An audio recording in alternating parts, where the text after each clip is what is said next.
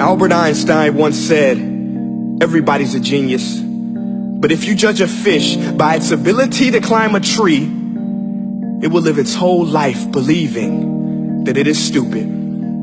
Ladies and gentlemen of the jury, today on trial we have modern day schooling. Glad you could come. Not only does he make fish climb trees, but also makes them climb down and do a 10-mile run. Tell me, school, are you proud of the things you've done?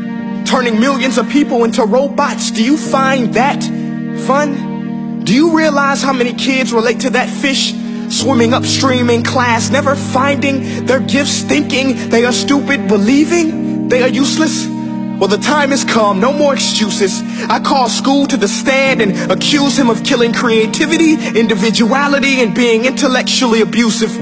He's an ancient institution that has outlived his usage. So, Your Honor, this concludes my opening statement, and if I may present the evidence of my case, I will prove it. Proceed. Exhibit A. Here's a modern day phone. Recognize it? Here's a phone from 150 years ago. Big difference, right? Stay with me. Here's a car from today, and here's a car from 150 years ago.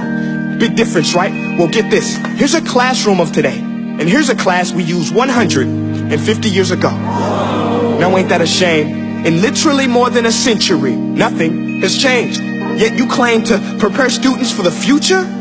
But with evidence like that, I must ask, do you prepare students for the future or the past?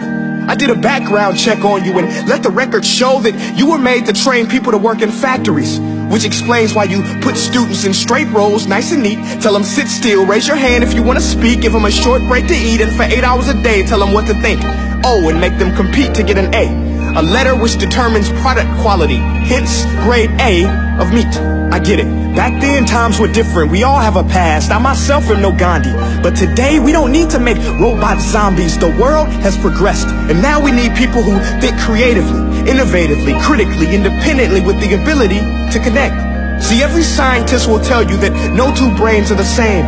And every parent with 2 or more children will confirm that claim. So please explain why you treat students like cookie cutter frames or snapback hats, giving them this one-size-fits-all crap. Watch your language. Sorry, Your Honor, but if a doctor prescribed the exact same medicine to all of his patients, the results will be tragic. So many people will get sick, yet when it comes to school, this is exactly what happens. This educational malpractice, where one teacher stands in front of 20 kids, each one having different strengths, different needs, different gifts, different dreams, and you teach the same thing the same way? That's horrific. Ladies and gentlemen, the defendant should not be acquitted. This may be one of the worst criminal offenses ever to be committed. And let's mention the way you treat your employees. Objection. Overruled. I want to hear this. It's a shame. I mean, teachers have the most important job on the planet, yet they're underpaid? No wonder so many students are short-changed. Let's be honest. Teachers should earn just as much as doctors, because a doctor can do heart surgery and save the life of a kid.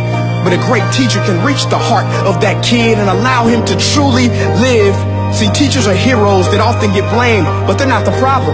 They work in a system without many options or rights. Curriculums are created by policymakers, most of which have never taught a day in their life. Just obsessed with standardized tests. They think bubbling in a multiple choice question will determine success. That's outlandish. In fact, these tests are too cruel to be used and should be abandoned, but don't take my word for it. Take Frederick J. Kelly, the man who invented standardized testing, who said, and I quote, "These tests are too cruel to be used and should be abandoned." Ladies and gentlemen of the jury, if we continue down this road, the results will be lethal. I don't have much faith in school, but I do have faith in people. And if we can customize healthcare, cars, and Facebook pages, then it is our duty to do the same for education, to upgrade and change and do away with school spirit, because that's useless. Unless we're working to bring the spirit out of each and every student, that should be our task. No more Common Core. Instead, let's reach the core of every heart in every class. Sure, math is important, but no more than art or dance. Let's give every gift an equal chance. I know this sounds like a dream, but countries like Finland are doing impressive things. They have shorter school days, teachers make a decent wage, homework is non-existent, and they focus on collaboration instead of competition. But here's the kicker, boys and girls. Their educational system outperforms every other country in the world. Other places like Singapore are succeeding rapidly. Schools like Montessori, programs like Khan Academy. There is no single solution, but let's get moving. Because while students may be 20% of our population, they are 100% of our future.